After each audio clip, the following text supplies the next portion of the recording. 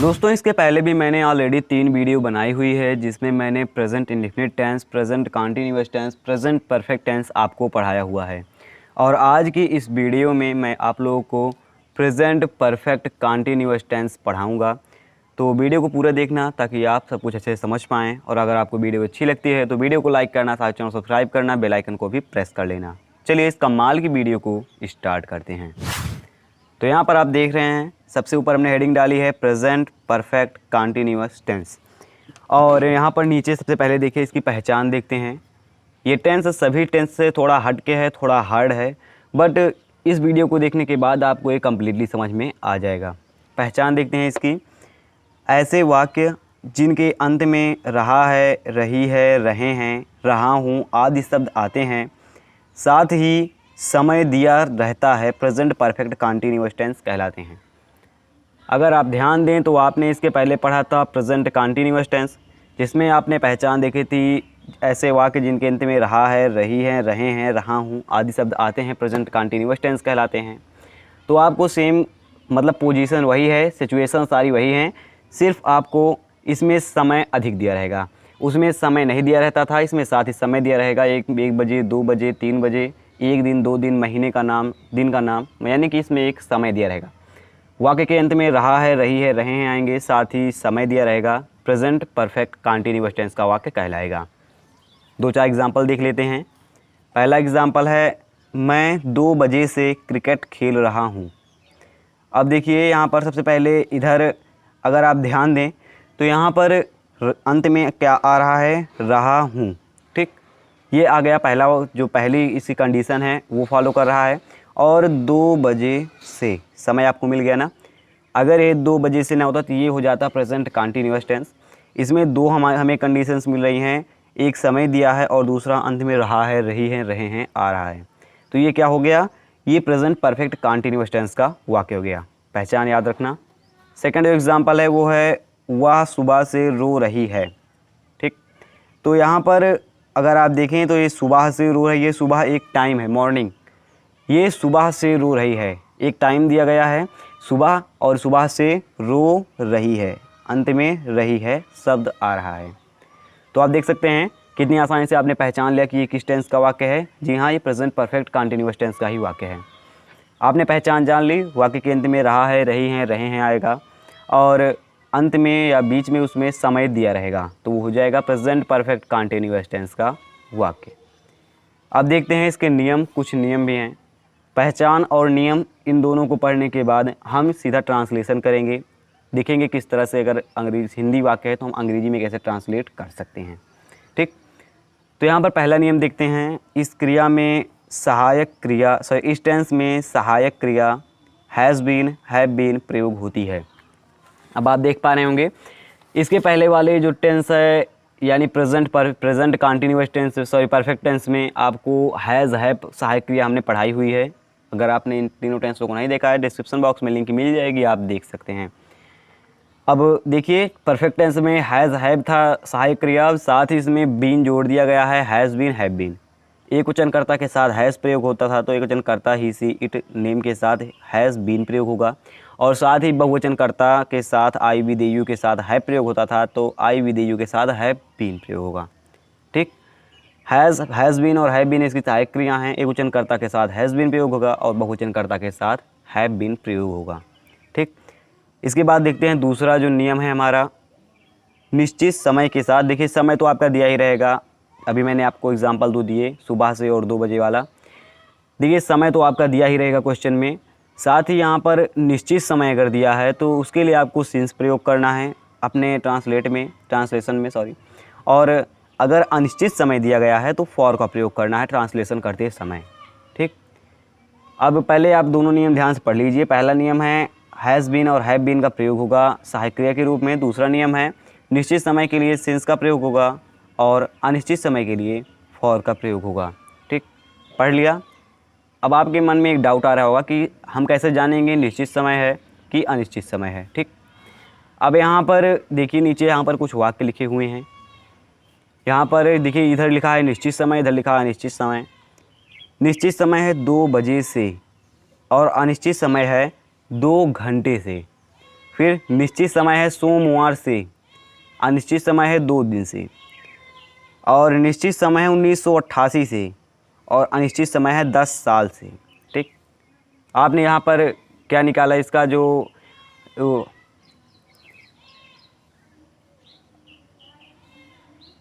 आपने इसका क्या अर्थ निकाला। अब देखिए यहाँ पर एक तरफ था निश्चित समय, एक तरफ था अनिश्चित समय।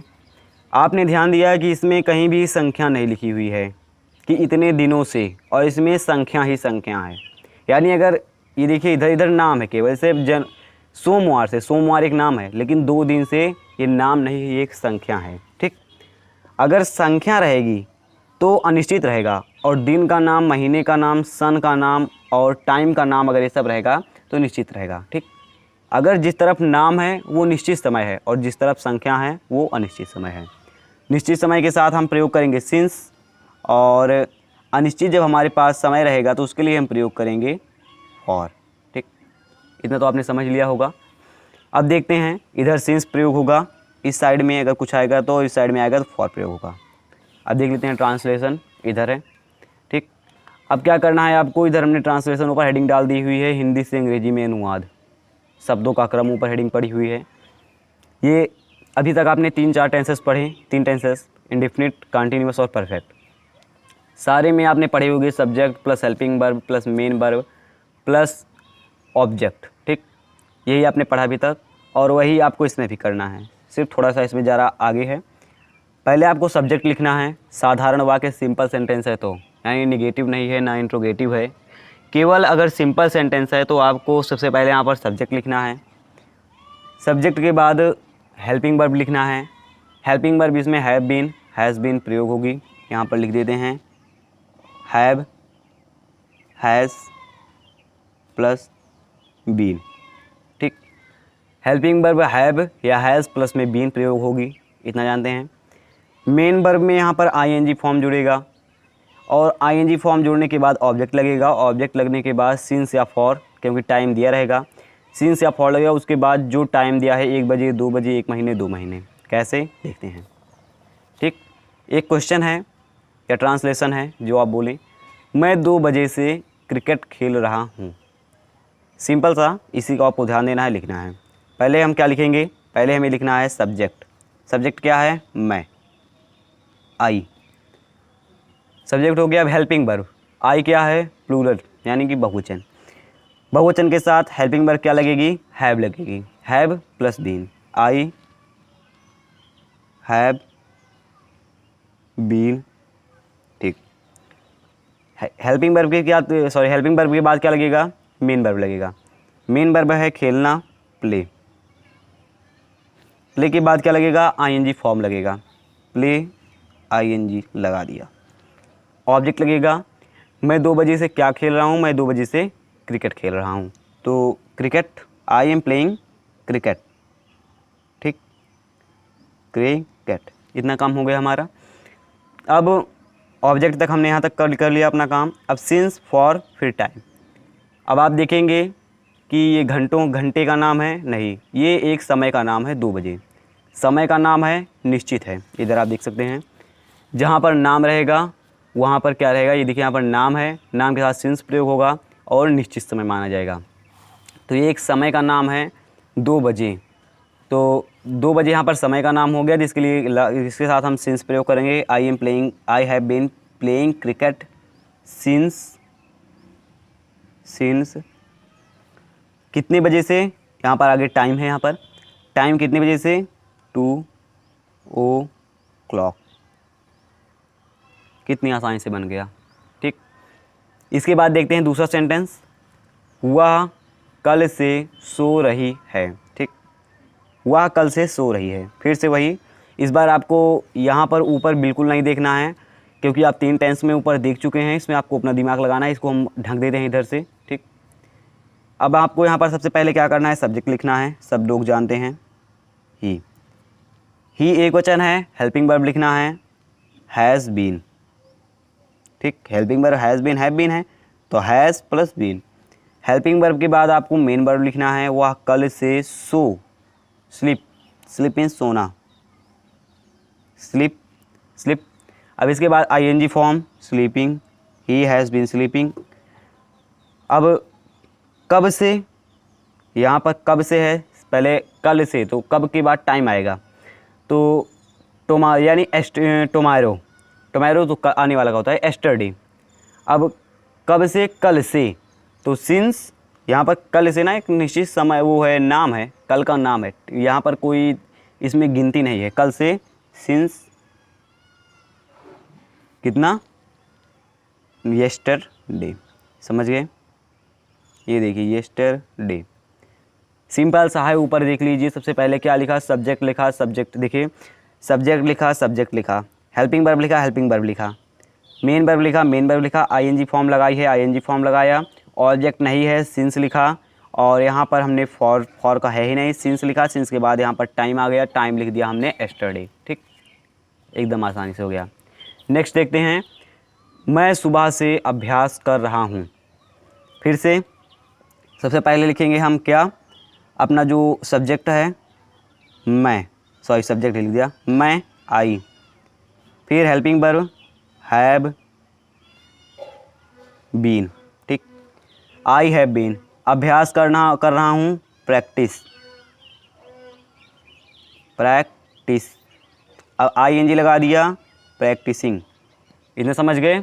आई हैव बीन प्रैक्टिसिंग, सुबह से कर रहा हूँ, यहाँ पर भी ऑब्जेक्ट नहीं है, तो हम क्या लिखेंगे, यहाँ पर सबसे पहले सुबह है तो सिंस मॉर्निंग, मॉर्निंग। ओके, समझ गए। अब यहाँ पर देखिए चौथा है, वह सोमवार से स्कूल नहीं जा रही है। फंस गए, करिए पहले अपना आप ट्रांसलेट करिए अपने मन में। अब आप फंस गए हैं, यहाँ पर नहीं शब्द आ गया है, निगेटिव सेंटेंस हो गया है। देखेंगे निगेटिव सेंटेंस के लिए क्या यूज होगा, तो निगेटिव सेंटेंस के लिए यहाँ पर ऊपर दिया गया है सब्जेक्ट हैज़ हैव, और हैज़ हैव के बाद सिर्फ यहाँ पर नॉट बढ़ जाएगा, नॉट के बाद यहाँ पर आप देख सकते हैं हैज़ हैव नॉट बढ़ जाएगा, नॉट के बाद बीन आएगा और सारी चीज़ें वही रहेंगी। देखिए वह के लिए ही, अब हैज़ के बाद नॉट बढ़ेगा तो बीन लगेगा, हैज़ नॉट बीन, जा रही है, गोइंग टू स्कूल, कब से, तो यहाँ पर सोमवार से, एक निश्चित मतलब कि नाम है, एक दिन का नाम है, सिंस मंडे। आप देख सकते हैं इतना हमने कर लिया, 4 वाक्य कर लिए, वीडियो लंबी हो जाएगी बहुत। तो ये देखिए यहाँ पर सारे नियम लिखे हुए हैं। अगर आपके पास इंट्रोगेटिव सेंटेंस आता है तो आपको इस तरह करना है, सारी चीज़ें वही हैं। इंट्रोगेटिव नेगेटिव सेंटेंस आता है तो इस तरह से आपको कर लेना है। आप आशा है आप ये कर लेंगे। तो बस इस वीडियो में इतना ही था। दोस्तों आपको ये वीडियो कैसी लगी कमेंट करके ज़रूर बताना, और अगर आपको वीडियो अच्छी लगी हो तो वीडियो को लाइक करना, साथ ही चैनल सब्सक्राइब करना, बेल आइकन को प्रेस करना, ताकि आपको ऐसे इंटरेस्टेड वीडियोज नोटिफिकेशंस मिलते रहे।